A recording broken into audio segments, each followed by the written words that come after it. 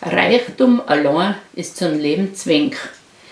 Nicht allweil bist reicher, wenn's hast recht viel Geld.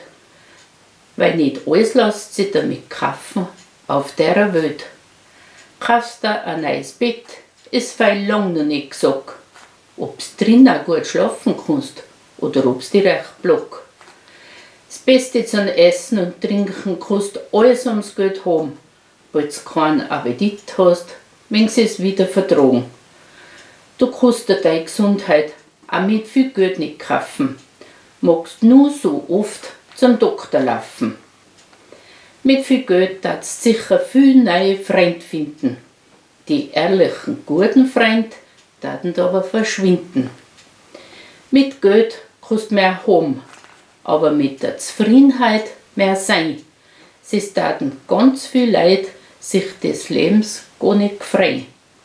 Auch herrscht von einem Zufriedenen viel Ende an Dank für die Gesundheit, fürs Glück und für die warme Ofenbank.